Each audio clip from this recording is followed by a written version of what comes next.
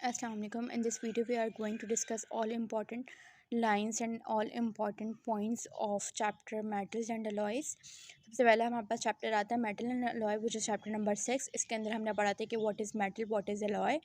तो सबसे पहले आपको ये पता होना चाहिए कि फिर shaping of metal and alloys क्या होता है कि casting, cold working, amalgamation reactions, structure and properties of metals हमने करे थे कि हमारे पास ग्रेन स्ट्रक्चर होता है, ग्रेन बाउंड्री होती है, इक्विक्सिस्ड ग्रेन स्ट्रक्चर होता है हमारे पास. जब ग्रेन स्ट्रक्चर बन रहा होता है तो उसकी शेप कैसी होती है, क्यूबिक होती है, बॉडी सेंटर्ड क्यूबिक होती है. अगर डिसलोकेशन हो जाए तो हमारे पास उसका किस पर इफेक्ट पड़ता है, तो डक्टिलिटी के ऊपर इफेक्ट पड़ता है.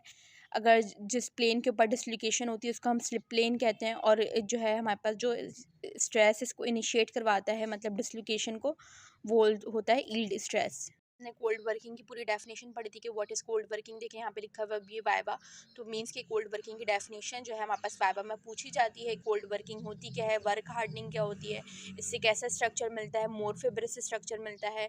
जो टेम्परेचर जो हमारे पास ब्लो हार्डनिंग होता है वो हमारे पास क्या कहलाता है, रिक्रिस्टलाइजेशन टेम्परेचर कहलाता है. कोल्ड वर्किंग की एग्जांपल्स क्या है, तो formation of wires, bending of wires और क्लैस्प वगैरह, स्वैगिंग ऑफ स्टेनलेस स्टील, ये सारा हमने पढ़ा था कोल्ड वर्किंग के अंदर. फिर हमारे पास आ जाता है कौन सा टॉपिक आता है, फिर हमारे पास ये हमने रिक्रिस्टलाइजेशन टेम्परेचर पढ़ा था. फिर होता है हमारे पास स्ट्रेस रिलीफ एनलिंग. देखिए यहाँ पर भी लिखा हुआ है वाइवा. तो ये स्ट्रेस रिलीफ एनलिंग की डेफिनेशन भी हमारे पास इंपॉर्टेंट है. फिर हमने पढ़ी थी स्ट्रक्चर और प्रॉपर्टीज़ अलॉयज़ की, क्योंकि इसको हम थोड़ा जल्दी जल्दी करेंगे क्योंकि हमने अपने सारे लेक्चर्स के अंदर सारी डेफिनेशंस कवर कर ली थी. सिर्फ अब हम देख रहे हैं कि हमने बुक के अंदर सारी चीज़ें करी हैं कवर या नहीं करी हैं. सही है. फिर हमने दो सॉलिड सॉल्यूशंस पढ़े थे, interstitial solid solution. Solid solutions कैसे होते हैं, जनरली हार्डर होते हैं. कूलिंग कर्व्स भी देख लिए थे कि हमारे पास अगर इस तरीके से आ रहा है तो ये प्योर मेटल है, अगर रिक्रिस्टलाइजेशन टेम्परेचर से नीचे हो गया तो ये हमारे पास अलॉय होता है. फेज डायग्राम्स क्या होती हैं, फेज डायग्राम्स भी हमने देख ली थी कि हमारे पास ये लिक्विडस लाइन के ऊपर होंगे तो सारे लिक्विड होंगे, सॉलिडस लाइन के नीचे होंगे तो सॉलिड होंगे, और बीच में जो लाइन होती है उसको टाई लाइन कहते हैं. और यहाँ पर कौन से अलॉयज़ मौजूद होते हैं, यूटेक्टिक अलॉयज़ मौजूद होते हैं. तो ये सारा हमने यहाँ पर कवर कर लिया था. यूटेक्टिक फेज डायग्राम्स भी हमने देख ली थी कि यूटेक्टिक अलॉयज़ क्या होते हैं. यूटेक्टिक अलॉयज़ की प्रॉपर्टीज़ हमने देख ली थी कि कॉम्पोजिशन सॉलिड और लिक्विड लाइन की, वो इंसर्शन होती है टाई लाइन पे with the solids and liquids line. मतलब सॉलिडस लाइन और लिक्विडस लाइन के बीच में हमारे पास टाई लाइन आ रही होती है. फिर हमारे पास नेक्स्ट चैप्टर आया, chapter number 7, gold and alloys of noble metals. इसके अंदर हमने पढ़ा कि प्योर गोल्ड कैसा होता है, बहुत ज़्यादा सॉफ्ट होता है इसलिए इसको वर्क हार्डनिंग की ज़रूरत होती है. गोल्ड हमारे पास बहुत ज़्यादा मेलिएबल और डक्टाइल होता है. प्योर गोल्ड फिलिंग्स कहाँ पर यूज़ की जाती है हमारे पास, इसको हम कहते हैं कोहेसिव गोल्ड, और कोल्ड वेल्डिंग के थ्रू हम इसको यूज़ करते हैं. देखो वाइवा लिखा हुआ है यहाँ पर. इनकी थिकनेस क्या होती है, 0. टाइप्स ऑफ गोल्ड अलॉयज़ हमने देखे थे, टाइप 1, टाइप 2, टाइप 3, टाइप 4. इनके यूजेस देखे थे. Type 1 low strength, medium strength, high strength, extra high strength. ये इनलेस में आती है, ये इनलेस ऑनलेस में, onlays thin cast, banking, pontics, full crown and saddles, partial dentures वगैरह के अंदर आती हैं. फिर हमारे पास गोल्ड के अंदर हम दो टर्म्स पढ़ते हैं, कैरेट वैल्यू और फाइनेंस वैल्यू. कैरेट वैल्यू की क्या है, 24 पार्ट्स ऑफ अलॉय के अंदर जो हमारे पास गोल्ड मौजूद होगा. फाइनेंस हमारे पास क्या होता है कि 1000 पार्ट्स ऑफ अलॉय के अंदर जो मौजूद होगा. ये हमारे पास चार्ट था कुछ, हमने चार्ट भी देख लिया था. मोस्ट कॉमनली यूज्ड होता है वो पैलेडियम होता है. हमारे पास जो हार्डनेस को इंक्रीज़ करने का मेथड होता है वो सॉल्यूशन हार्डनिंग इफेक्ट होता है. जिंक हमारे पास कैसे एक्ट करता है, एज ए स्कैवेंजर एक्ट करता है. कॉपर सिस्टम, तो इसके अंदर हमारे पास गोल्ड कॉपर सिस्टम के अंदर क्या होती है, ऑर्डर हार्डनिंग होती है. सही है. मतलब हमारे पास random substitutional solid solution with face centred cubic lattice कैसे हमारे पास आएगा कि सॉलिड सॉल्यूशंस कैसे होंगे, रैंडम सब्स्टिट्यूशनल सॉलिड सॉल्यूशंस होंगे, फेस सेंटर्ड क्यूबिक लैटिसेस होंगे. इसके अंदर हमारे पास heat treatments which are used to carry out this heating procedure are termed order hardening treatments. तो ऑर्डर हार्डनिंग हीट ट्रीटमेंट्स की भी हमने यहाँ पर डेफिनेशन देख ली थी. फिर नेक्स्ट आए तो यहाँ पर हमारे पास कुछ भी इतना ज़्यादा इंपॉर्टेंट नहीं है. यहाँ पर हमारे पास सोल्डरिंग और ब्रेजिंग की डेफिनेशंस थी. इसके हमने जो है सोल्डरिंग ब्रेजिंग के टेम्परेचर्स भी देख लिए थे. सोल्डरिंग ब्रेजिंग को अच्छे से देख लेते हैं कि सोल्डरिंग से हमारे पास हार्ड मेटल बनता है, ब्रेजिंग से हमारे पास जो है लो मेटल मिलता है. फिर चैप्टर नंबर 8 पर आए, बेस मेटल कास्टिंग अलॉयज़. तो बेस मेटल कास्टिंग अलॉयज़ हमारे पास दो थे, निकल क्रोमियम और कोबाल्ट क्रोमियम. कोबाल्ट क्रोमियम के हमने पूरी कंपोजिशन देख ली थी. क्रोजन क्या करता है, पैसिवेटिंग इफेक्ट करता है. सिलिकॉन इंक्रीज करता है डक्टिलिटी को. मोलिब्डेनियम बेरिलियम ग्रेन स्ट्रक्चर को रिफाइन करता है. कार्बन का ही देख लेते हैं कि ये हमारे पास क्या करता है, ये हार्डनेस प्रोवाइड करता है, स्ट्रेंथ प्रोवाइड करता है, डक्टिलिटी प्रोवाइड करता है. और बहुत ज़्यादा अगर कार्बन मौजूद हो जाए तो अलॉय कैसा बन जाता है, ब्रिटल बन जाता है. तो ये हमने हर चैप्टर के अलग अलग हमने वीडियोस देखी की थी, जिसके अंदर हर लेक्चर की सारी प्रॉपर्टीज़ और सब चीज़ें हमने चेक कर ली थी। हमारे पास निकल क्रोमियम का हमने पढ़ा था, इसकी सारी क्या क्या प्रॉपर्टीज़ होती है। निकल क्रोमियम और कोबाल्ट क्रोमियम को हमने कंपेयर करके भी देख लेते हैं कि कोबाल्ट क्रोमियम अलॉयज़ को हम पार्शियल डेंचर कास्टिंग में यूज़ करते हैं, जबकि निकल क्रोमियम अलॉयज़ को हम क्राउन और ब्रिजेस के अंदर यूज़ करते हैं। सही है। फिर उसके बाद हमने यहाँ पर देखा था कि जो बेस्ट जो है हमारे पास वो कोबाल्ट क्रोमियम अलॉय है।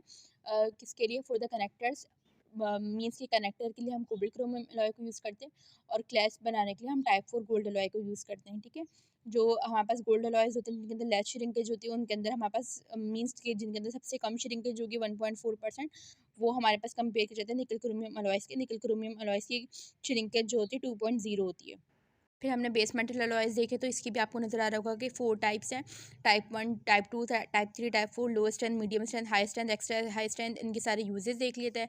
इसके बेस मेटल अलॉयज़ के हमने देख लेते हैं कि इसको हम पोर्सलिन बॉन्डिंग के लिए भी यूज़ किए जाते हैं। फिर हमने कुछ बायोकम्पैटिबिलिटी मटेरियल्स की देख लेते हैं कि सबसे ज़्यादा कौन बायोकम्पैटिबल होते हैं, कौन कम होता है।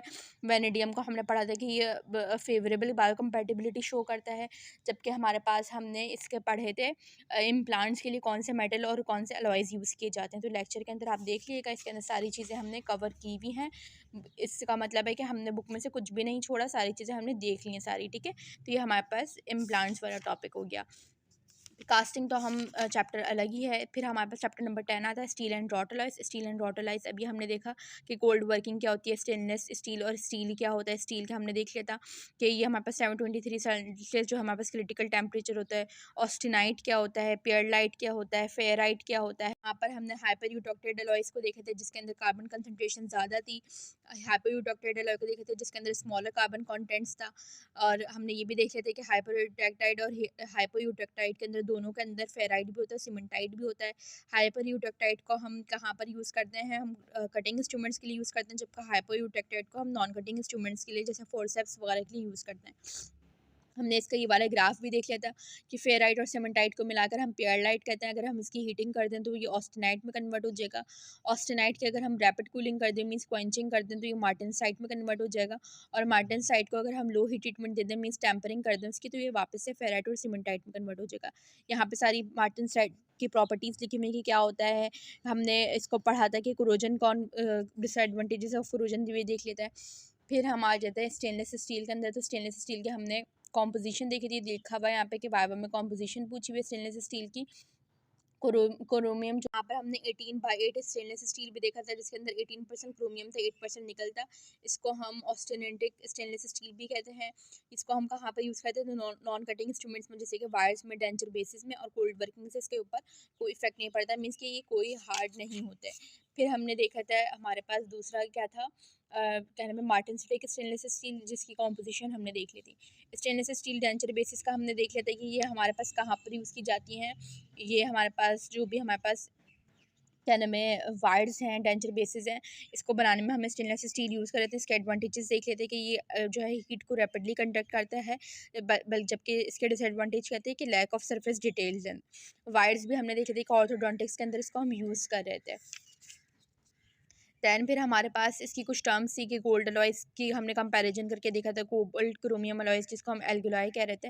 निकल टाइटेनियम अलॉयज़ को निटिनॉल कह रहे थे। निटिनॉल की हमारे पास यूनिक शेप मेमोरी को हम शेप अलॉय भी कहते हैं। शेप मेमोरी इसकी बहुत अच्छी होती है। फिर बीटा टाइटेनियम की भी हमने प्रॉपर्टीज़ कर ली थी। तो स्टील एंड रॉड अलॉयज़ के लास्ट में जो हमने 4 चार्ट्स बना के करे थे, ये वो वाला पेज पूरा कवर किया हुआ है। ठीक है। तो क्या है कि हमारे पास ऐसे पता बुक में लगता है कि बहुत सारी चीज़ें लिखी हुई हैं, लेकिन क्या है कि अगर हम कंपैरिजन कर करके इसी तरीके से चार्ट्स बना के करें तो बहुत जल्दी चैप्टर हमारा कवर हो जाता है। तो इसका मतलब है कि हमने metal and alloys, gold and alloys of noble metals, base metal casting alloys और स्टेनलेस स्टील अलॉयज़ या रॉड अलॉयज़, ये चारों चैप्टर हमने अच्छे से डिटेल से कर लिए हैं। चारों की वीडियोस देख लीजिएगा आप, इनके वाइवा क्वेश्चंस और पास्ट पेपर क्वेश्चंस भी चेक कर लीजिएगा।